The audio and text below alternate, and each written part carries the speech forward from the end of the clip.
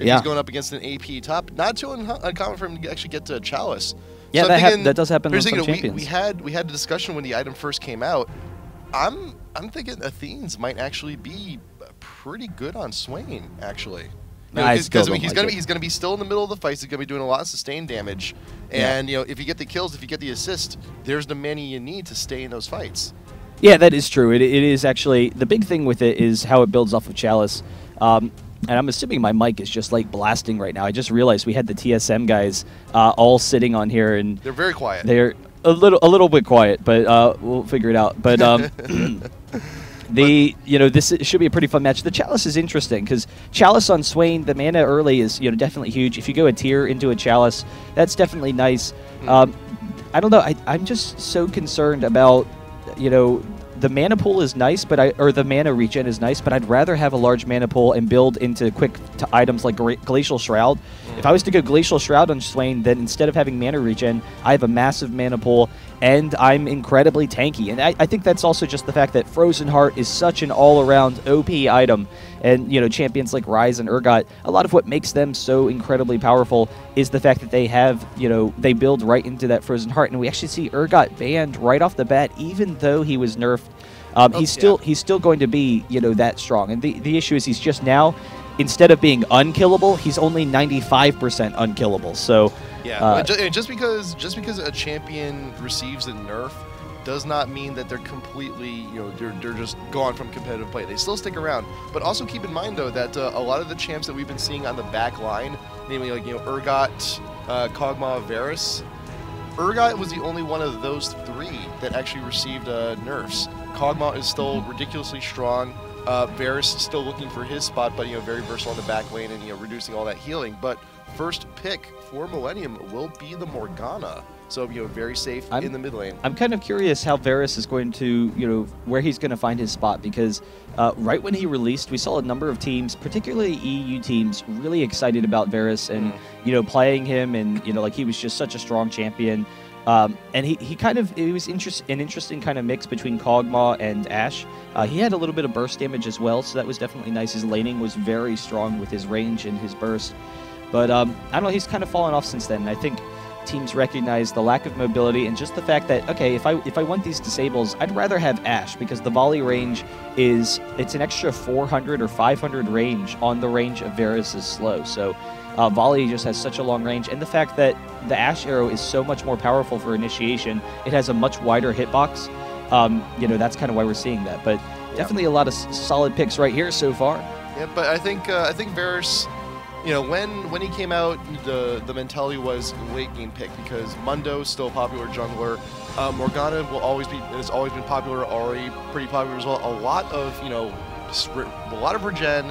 A lot of spell vamp, and once you hit those late game fights, cutting down on that healing could mean the difference in just winning. I think the big thing is that he was playing in a time where we had a lot more movement speed oriented champions like Mundo. He just has to walk right up into you, then you get a slow right to his face, no big deal. Right. Now we have more champions. We're playing a lot more champions like Nocturne, Jax, Lee Sin, who can. I mean, they've always been popular, but they're just, every single game now. So Varus is a little bit more vulnerable. But right now, Absolute Legends, I was hoping for the Ashe. The Ashe would have been so cool.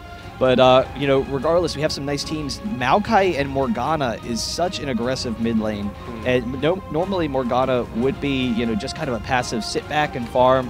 We're both going to be, friends here. No need to, start the hostilities too soon. But Maokai is one of the most aggressive junglers at ganking that middle lane. So if you follow up the Maokai snare with the Morgana snare, very quickly you can see a kill. Well, I do like the quirky pick, though, from AL, because Millennium did have the Taric pick.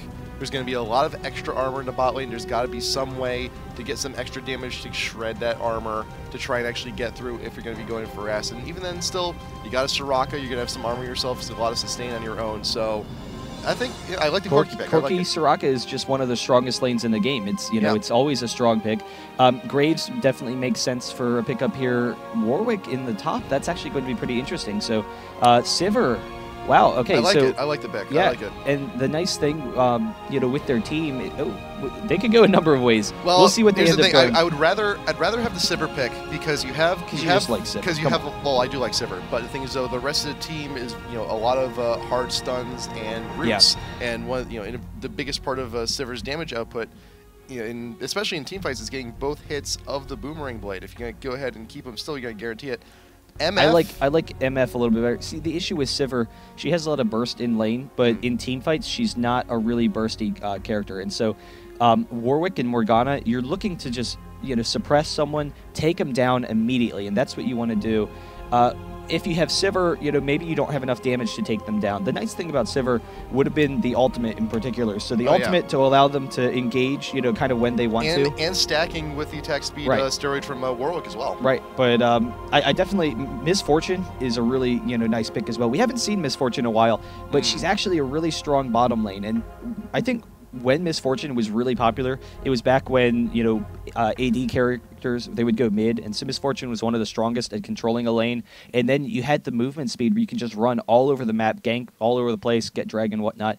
But Miss Fortune and Taric is actually a really abusive bot lane, and that healing reduction from Miss Fortune versus Soraka is actually really interesting. You have Sivir, I think people forget how much damage Miss Fortune does, because it really is a lot, and Soraka is going to be extremely vulnerable, particularly with those Maokai ganks. So Maokai comes up the lane. He doesn't need to come through the jungle. He can come through the jungle if they get a pink ward and get ward coverage. But he comes up through the lane. We have the Taric stun. Maokai follows it up with the twisted advance, and then Sivir all the while is just absolutely shredding Soraka, and that's just so much kill potential. I think they really don't even need Maokai to get kills there. So Soraka needs to be really safe in that lane.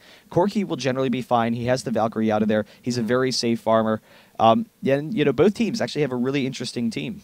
Yeah, but with the MF pick though, you're looking for the healing reduction. You're looking to harass in that bot lane. You're not really looking to try and farm. You're not really trying to push. You're looking. Well, you're looking to do that too. Well, you're looking to do that too, but priority with the pick, I feel, is that you're looking for kills. You're looking for harass. But one of the nice things about a really aggressive kind of kill lane is a lot of times you will couple it with a push. So Miss Fortune, instead of there will be times where Miss Fortune will want to sit back and zone Corki, but what you do is you sit there and you aggressively push right into the tower. That's going to deny Corki experience. It's going to deny Soraka opportunities to drop wards. So when you're pushing into the tower, because Miss Fortune has pretty good pushing capabilities, you push them right into the tower, deny farm, Soraka can't get down wards, Maokai walks right up into the bush, and then by pushing into the tower, that's actually how you get the wave to come back at you. So the way lane mechanics work, you have if you have one wave that's bigger than the other, clearly that wave's going to push. But once the lane hits the tower clears the creep wave, and the wave will automatically reset either at mid, or it could gain momentum and push all the way back to their tower, and that's when they can start zoning. So they'll start off by pushing Corki and Soraka into the tower. If they get any early advantage, then that could really turn against them. Malphite in the top lane, definitely a nice pick. I always like the Malphite pick, and it's really exciting. It's one of those, there's just a few picks that are really niche picks, and they're just really strong counter picks, and Malphite is one of them, particularly against heavy physical damage teams and teams that rely on attack speed. Miss Fortune has some nice abilities, but she's primarily a attack speed kind of champion. She just wants to be attacking constantly. Whereas some other ADs like Ezreal are maybe more ability oriented. Corki's more ability oriented. So Malphite, if he gets an engage onto Miss Fortune, because she doesn't have a lot of mobility, she's fast, but she doesn't have any quick escapes. Malphite engages. They quickly burst her down with Nocturne as well. And now all of a sudden, Millenium, they're missing one of their main damage output sources, and that was their goal, was to have all this great CC, and then Miss Fortune just destroying people in the back line. And then Malphite also is a pretty nice matchup against Warwick. Right, because Warwick he'll get in for the harass. The Q from Warwick will take care of Malphite's passive shield, no problem. But once Malphite, after that shield is gone, though, there's not a whole lot that Warwick can really do, and that's his main harassing tools top lane, if he is indeed going AP, which most top lane Warwicks actually do. So he goes in, gets the Q, my shield's down, just wait a few seconds, it'll come back up, and the harass is really just mitigated. Plus, and also the huge team fight presence there as well against this team. And the big thing is Warwick wants to get off his passive procs for that dot, and so he needs to be attacking, like you said. So he'll walk in, attack. Malphite throws off the attack speed slow, which is always so strong against those kind of attack-oriented champions. And like you said, Warwick can't get the damage. Mid should be pretty interesting though. So because we've talked about how Maokai and Morgana is just such a strong mid lane comp. Vladimir, he has a lot of survivability, so he can get out of there. The concern for Vlad is a number of routes they actually hit him through the pool. You have to time it right. If you time it soon enough, then the Maokai it will dissolve. I think. I need to check that because there are some routes that hit him. We may see it. Morgana, if you hit the Morgana ult, then that's going to hit Vlad through his pool. It won't hit him if he's in pool when you activate it, but you won't be able to activate it because it won't be a champ. Right. But Vlad, he could find himself stunned even when he's pulled, and then all of a sudden they follow it up with all their burst damage, and there's definitely a lot of killing power there. So it should be pretty interesting. The nice thing about Maokai versus Nocturne, though, Maokai's a really aggressive jungler, but so is Nocturne, and Nocturne has that counter jungling capabilities, and he has that speed, so he's going to want to control the jungle. If Maokai's ganking top, all right, so Nocturne has a decision make. He's like, all right, well, I'm close enough to top. I can ult in, all of a sudden turn this into a 2v2 and win the fight for us, or I can go and steal the red from Maokai very easily, or I can go and gank bottom or something like that. And so Nocturne, Maokai is a little bit more of aggressive jungler. He's just one of the most aggressive in the game. But Nocturne has the clearing speed and the mobility where he can counter out Maokai some. So it's actually a really nice matchup. Not to mention that Maokai in the jungle, I mean, he does. He's quite predictable in his path. A lot of them, they do start out at raids. It's also very similar to something like a Shaco jungle also, where you're required to get a lot of your damage, in this case the saplings, to deal most of the damage to the initial camp. If there's an invade, even if there's no kill, if you can go ahead and get rid of the saplings, that does hinder the initial jungle for Maokai quite a bit. Not as much as it would at Shaco, but it's still something to note. Yeah, that's definitely the case, and we'll see whether or not Nocturne starts with a quick invade. It seems like they're just kind of sitting mid, so that's usually a really good defensive position. Nocturne actually did slip in though. Nocturne did actually get a peek. I think he wanted to kind of hang out for a second and see if someone was dropping a ward. So a lot of times, they have their team kind of sitting mid. And, that's usually the best defensive position because you see the enemy, they see you, and you're just like, hey, we're all hanging out, we're all friends. Everyone's having fun. But a lot of times the support would come up and ward the wraiths. And right away, you can ward a little bit later, but a lot of times it'll be an instant ward.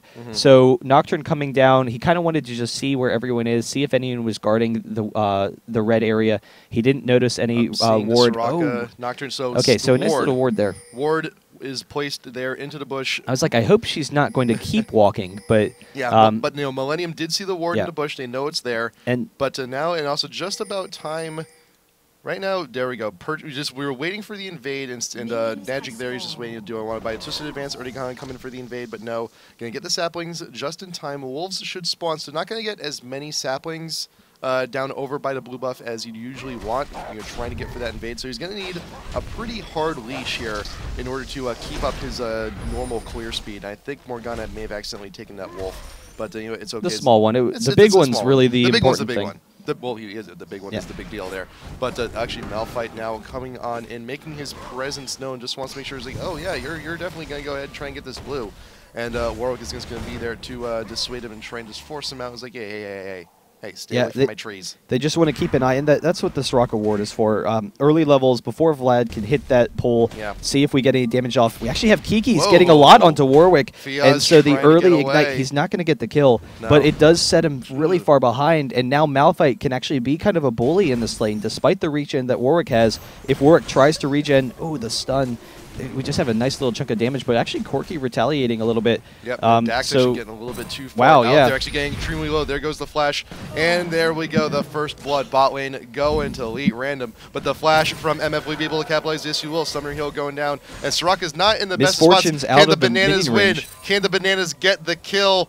There's still MF trying to walk away, trying to get away from the fruit grocer, but we'll actually get back to the tower.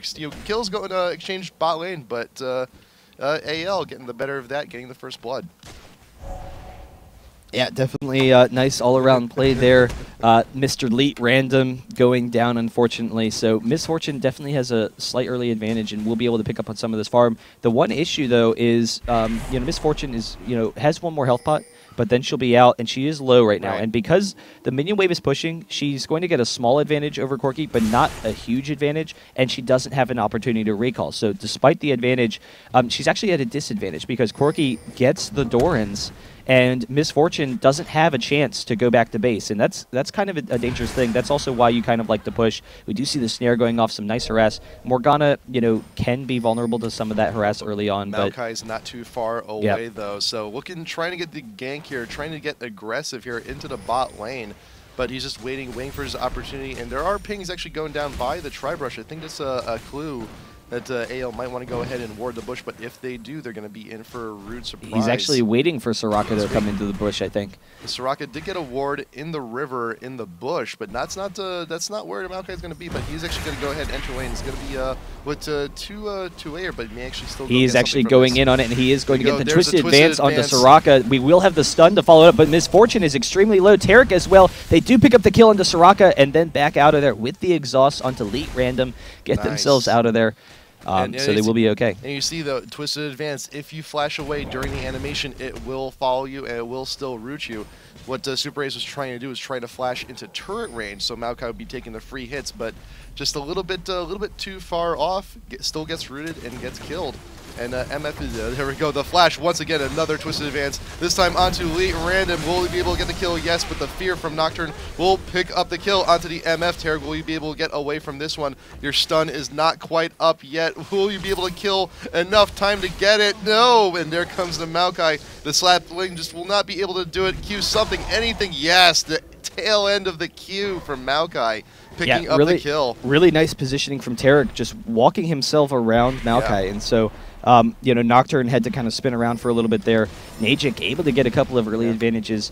We'll see how he can work with that, because he will be able to go back and buy a Philosopher's Stone off of this. With the 2 kills, he has enough gold for it, and that'll definitely be huge for him if he decides to go that route. Soraka coming down, going to take some damage. She does cancel that teleport, but she's taking some damage for it, so not really that big of a deal.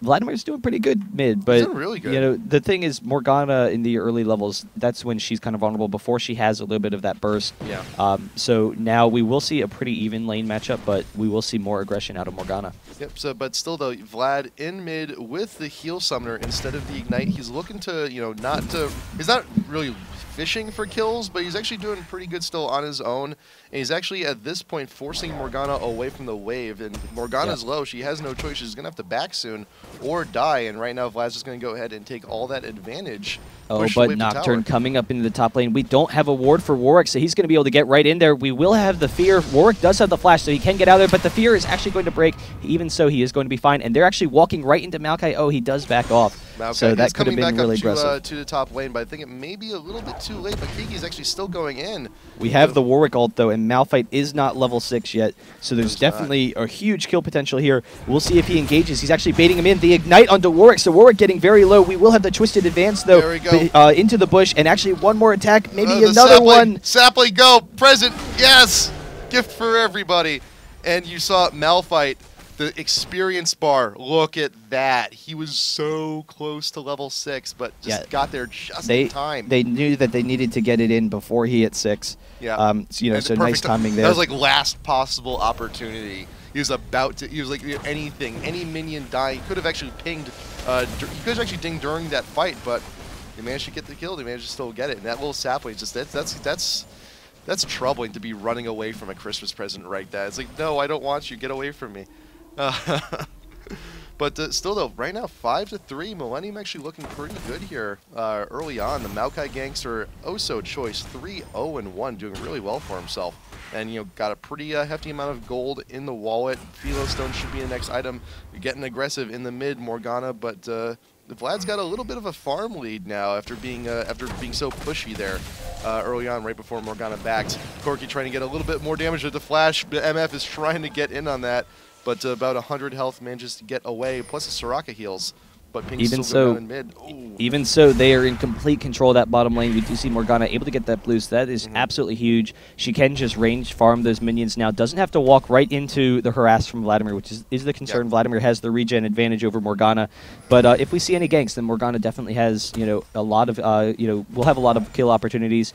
Warwick now with his regen is pretty safe in this top lane, but Malphite is a pretty safe laner. So even with the advantage for Warwick, Warwick won't be able to bully him around a little bit. He's actually going AP right now, and that's actually really common with Warwick to start off with the Dorans. But the Sork shoes is actually unusual. But we have Nocturne coming in onto Misfortune. He has the shield for the Taric stun, gets the fear off onto Misfortune. We have the exhaust as well, and Misfortune is going to go down. They aren't able to pick up the Taric kill, but they do get that one. But Maokai in the top lane, and Kikis is very close to going down. He does ult out of there, and Warwick does not have his ult. He used it to initiate that, and so they are chasing. They are diving this. Still going for the dive. Warwick going to take the tower while one sapling can only do so much.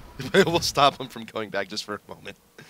But yeah, it's top lane is actually working out pretty well for Millenium so far. Mid lane though, AL, I'm sure Slaver's just he's regretting going with the heal instead of Ignite in mid. I have a feeling because there were opportunities where Morgana just would have died to Ignite straight out.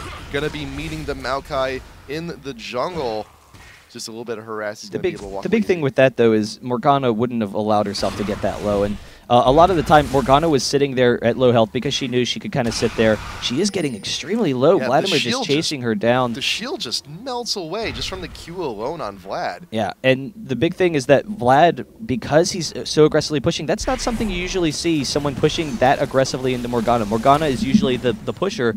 By pushing into the tower, he's denying her so much farm, and he's not allowing her an opportunity to recall. So she did get her first recall in, but it was at like 8 minutes, which is very late, because she knew, okay, I can't leave the lane. I'm going to miss out on experience, and then Vladimir is just going to crush me. And they really need to see a gank mid, but unfortunately, we have great ward coverage from Absolute Legends. So with that ward coverage, they're fine. All the cooldown reduction, that is, just a really strong build. Yeah, so if CDR on Vlad, in effect, he's a manaless champ, it allows him to go ahead and be that aggressive. I would not be Maokai and Nocturne are both here though. There, Maokai is going in. There is the ult from Morgana, plus the twisted advantage from Maokai. The ult goes up to try and protect as much damage as possible, but the Vlad ult will finish off Morgana. Now Maokai is here alone, regretting his decision to go on in, and the shutdown coming in from Veggie. Yeah. Very nice gank. Silver just completely baiting him in there, recognizes, hey, we've got, Nocturne. Nocturne counters out Maokai in these ganks if he's, has the presence. So Nocturne's sitting around. He's like, all right, yeah, you sit there, you be extremely aggressive. You're beating Morgana anyway. And they know that Maokai has to come up because he's being so aggressive. Yep. So just really nice control there. We do see him just continuing to farm, and he is going to be absolutely dominant in this game as it progresses. We do have actually the Ignite and the Malphite ultimate onto Warwick, though he has to get out of there. He doesn't have enough, but it does help him harass him down a little bit. Yeah, I would not be surprised if Slaver actually goes for a CDR build, get the cooldown boots, and just go from there, because that'd be a pretty hefty cooldown from him. It's a really common Vladimir build, and actually Warwick and Malphite are dueling it off a little bit. Warwick does have the ultimate. He does have the Ignite. There's the ultimate along with the Ignite. He's very close to going down. We have the flash out from Kiki. One more Q will do it. No, will not be able to, even with the speed buff, with the Warwick passive on the E, will not be able to catch up a bot lane though. Well, Maokai got in Oracle's pretty good choice on that, clearing all the ward coverage away. But Elite Random does know he's there. He's just gonna go ahead and fire missiles. Like, nah, I know. You might want to back off. Fires the missiles. He needed that Oracle's really badly. With all the map coverage that Absolute Legends has had, and particularly that last gank signified to him that dang. They know where I am all the time because, to come in, have the Nocturne follow-up. We have actually Vladimir coming over and just being so aggressive to steal the race. But this is a great ganking opportunity. And a lot of times when you try and steal the race, you put yourselves in a dangerous position. We have the Twisted Advance in, and Archagod is coming in. But how much damage can Celiver do? He wants to get out of there. And actually, with no tower there, he should be okay. Can just get his damage and then back right out, dodging the snare. And in the meantime, Nocturne is coming up for a little bit of a duel. There was, I have to give credit to the great ward coverage right there in the bush. during the fight to go ahead and just keep vision wherever it may need to be. Plus, not to mention, Maokai has an Oracle, so if he does decide to like attack move into the bush, I believe it might just prioritize the ward if he's still in pursuit. So actually, good call and on that. Fiaz, he recognizes, I need to get the hell out of dodge. He's going to back off. He knows he's in the bush. He's just going to try and get away there, just waiting for the last possible moment to juke him out of there. But Morgana, I don't think she needs to be there. Oh, she's trapped. She is trapped, but he will take a big chunk of damage, and his shield just melts away. Heal going down. Summoner heal happening here. Bot lane for Millenium. Just want to go ahead and make sure they can outlive this exchange, try and beat out the Soraka and sustain. And Corky will actually back off, but Dax still being pretty aggressive here. Wants to try and fish out the stun onto somebody. And we're seeing how much control Selver has over this game, because not only is he crushing mid lane, but by being able to go top, he relieves some of the pressure onto Malphite, and then actually Nocturne gets the blue. We have the stun onto Soraka. She's going to get pretty low, but Corky can wear away at Misfortune, so they will have to watch out for that. Because of how much control Selver has in the mid lane, they were able to get the blue. Nocturne stole Morgana's blue, and actually Nocturne ulting down in the bottom lane. He will get on top of Misfortune. The fear does not break, and the stun will get him out of there, so he will be okay. Yep. And all the while, Vladimir is just crushing mid lane, almost getting a kill. The shield will protect him, though. Shield, oof. It's a hairy situation for Morgana, man. It's still like the continued push. Not to mention, go for the lucky pick. Going to be building that into a DFG more likely, and can you actually use the DFG while you're in pool? No. But still though, it still allows you to get the movement. It still allows you to get into a position if you need to just poke someone out and get in land your target. And the big thing is that Vladimir's just looking to farm. He has 140 CS right now. He will have the gold pretend, so that's just huge. It's interesting how many different Vladimir builds we're starting to see, and it's a lot of it is the nerf of Woda. It opens up a lot more opportunities because it was really just such an end-all be-all item. But you do see the quick revolver still. It is a really safe build. But a lot of times we'll see Ionian boots for the cooldown reduction. We'll see Spirit Visage if you want to be a tanky Vlad. And you want to have a little bit more regen and cooldown reduction. Here we're seeing Merc Treads. So he sees, hey, we've got just a ton of CC on the enemy team. Let me get the Merc Treads. In the meanwhile, because of so much control over this game, Nocturne and all of them, they will be able to pick up that dragon. So just great control. And Vladimir, again, just crushing Morgana. But Morgana with the ultimate and the ignite as well will get the stun. But there is the pull to counter it out. And actually, Morgana has to flash out of there. Abilities are on cooldown, so doesn't really have the dueling capabilities anymore. But Nocturne is in the neighborhood. The ult is down, will not be able to single out anyone from Millenium, but right now looks like Maokai and Morgana are actually not getting in the best position, baiting out heals from Soraka, because she's here, she can go ahead and do that kind of stuff, and Vladimir will be that much more healthy, pretty much negating all of the damage that Millenium just tried to burst onto him, and he'll be fine. Tarek is coming on up, though. I just love how Selver is just hanging out. Actually, the flash. Well, no, not in range of the stun, and the silence from Soraka will keep him away. Unfortunate, just out of range. I just love how Selver is just sitting in this mid lane, constantly at low health. He doesn't even care. He is just absolutely crushing this game right now. And Nocturne as well. He gives no Fs. He gives no Fs in mid lane right now. He's just he pushes. He's like a boss with the DFG now. So now. Next time it's basically even, but Absolute Legends looks like they are in just complete control of this game right now. Yeah, next time Morgana tries to go toe-to-toe with Vlad, the DFG will be there to chunk her out immensely. And now he's got the item. Now he's really looking to get those kills while he's pushing, because they know Maokai and Morgana, they're going to be going after me quite frequently. Got to defend myself with and best way to defend yourself in this situation is just by more pure damage, because you already have the regen, you already have the sustain. You just need to be able to take down people quicker. And they did see Nocturne coming in this bottom lane. They don't have a vision award in the river, but the route he took, they did see him at Dragon. He actually is going to ult in onto Misfortune. He will get the fear off, and Misfortune dropping almost immediately. I'm a little bit surprised, because they should have seen him. He walked right past the entrance of the Dragon Pit. Yeah. But I don't think that they expected quite that much kill potential. And actually, Vladimir a little bit trapped out. We'll see if Morgana can follow it up on this twisted advance. He should be able to get out, though. He has a flash. He has a heal. We have plenty of slows going down. We have the Soraka ult being burned, and he's actually going to turn onto him. Wants to miss that bind, but it does hit. And so Morgana coming in, but now Soraka with the follow-up. Soraka with the follow-up and all the heals necessary on the Vlad. Plus, the Summoner heal is still available on Slaver, and oh, Corki coming by. Oh, hey, here's a Gatling gun to the face. Double kill onto the Corki. Will he be able to make it a triple onto the Maokai? He does flash away. Will he go into pursuit of missiles?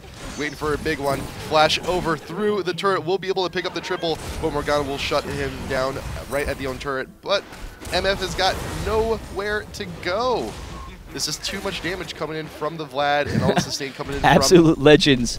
Nice. Just absolutely crushing right now, and it's incredible how much pressure they're putting on, because Millenium is definitely a top team. I think they're rated like number 5 on Riot circuit rankings. We have Nocturne coming up into the top lane, though. Fiaz being baited in by Kikis, and he does throw off the ultimate and the ignite as well, but we have the flash out, so Kikis is going to be okay. He's actually very close. He does go down, but can we get that red buff from Nocturne? No, nice. The flash from Fiaz, able to get himself out of there. And you flash with the way you do actually execute flash. If you're going past the midpoint of a certain type of barrier, like that wall, you will actually travel the rest of the way. Sometimes, if you get the angle wrong, you will actually just flash in place, but good timing and good aim on that flash from Fiaz to actually escape that sticky situation with a kill. But still, Millennium's behind. I just want to take a second to recognize Vladimir 60 CS over Morgana, Yikes. one of the safest farmers in the game.